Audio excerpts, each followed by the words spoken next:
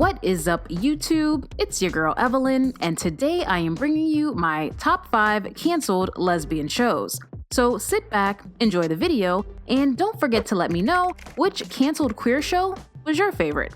As always, there will be light spoilers, so proceed with caution.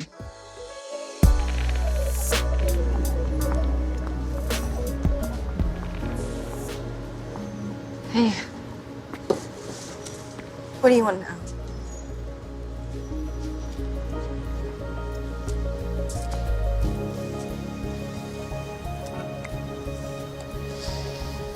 Gypsy was a slow-burn psychological thriller about a steamy lesbian May-December romance. Jean, a psychiatrist who may or may not be a sociopath, is married to a decent guy and has a sweet kid, so of course she decides to risk it all and initiates an affair with Sydney, a barista in a band who happens to be the ex-girlfriend of one of Jean's patients. Watching Jean navigate her double lives is thrilling because you know it's only a matter of time before she gets caught. And even though her relationship with Sydney is obsessive, manipulative, and toxic, it's also one of the sexiest queer lady affairs I have ever seen on a Netflix original. Unfortunately, the show's slow burn was too slow for most viewers, and due to low ratings, Gypsy was canceled after only 1 season. Do you like me?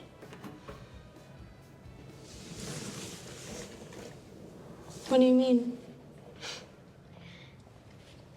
You know what I mean. I like you. As a queer girl who grew up in the 90s, watching Everything Sucks felt like stepping into a time machine. The music, the clothes, the stealing of Playboy magazines for research purposes. Everything Sucks was a coming-of-age dramedy about the friendship between budding filmmaker Luke and budding lesbian Kate. From her Tori Amos t-shirt to her crush on drama chick Emmeline, Kate's growing pains are awkward but charming. And despite Emmeline's initial Regina George vibes, the fledgling romance between the girls is precious and exploratory. Everything Sucks was like a whimsical, more upbeat version of Freaks and Geeks. Unfortunately, not enough 90s babies tuned in to save the show from getting axed by Netflix after only 1 season.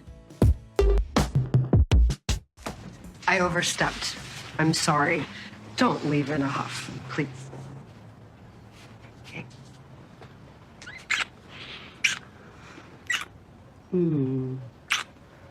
Okay, see? That's better. Vita, one of the only shows on the list with a target audience older than 15. The show follows 2 estranged sisters who, after their mother's unexpected death, move back to their childhood neighborhood in East LA. Emma and Lynn are the sisters, and Emma brings the gay. Hardcore. And because we're talking about Showtime, it really is hardcore, which is so refreshing. Don't get me wrong, I'm a huge fan of the queer coming-of-age narrative. I've even written several of them myself. But sometimes, it's nice to watch a grown queer woman navigating the world, and not a naive teenager struggling with her sexuality. Vita was a grown-ass show for grown-ass people, but unfortunately, after 3 seasons, its viewership remained low, and it was canceled by Showtime. I needed a win! But healing our relationship is bigger than a win. Says the person who wins all the time. April! No! You screwed me over then, and you screwed me over now. I didn't think our relationship could get worse. I was wrong.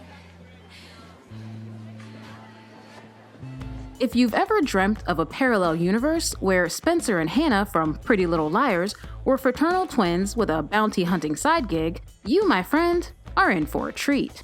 Teenage Bounty Hunters was a chaotic, preposterous, guilty pleasure of a show, and it's one of my favorites on the list. Blair and Sterling are the teenage bounty hunting twins, and it's Sterling whose sapphic tendencies landed the show on the list. Her slow burn affair with resident mean girl April is the enemies to lovers trope I have been waiting for ever since the day Rory Gilmore walked into Chilton for the first time and into the icy heart of one Paris Geller. That escalated quickly. But due to underperforming ratings, Netflix axed the show after just 1 season. Because you're stuck with me. I want to be stuck with you.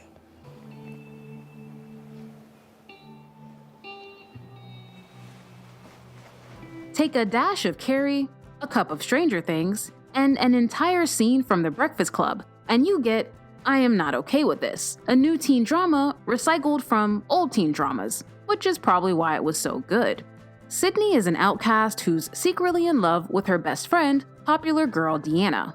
Then, Sid starts displaying telekinetic powers. And while Sydney and Dina's relationship takes a backseat to Sydney's newfound abilities, it's still incredibly sweet to watch unfold, which we won't get to do. But unlike the other shows on the list, I Am Not Okay With This was actually greenlit by Netflix for a second season, but the pandemic, paired with an impending writer's strike, meant the show had to be cancelled.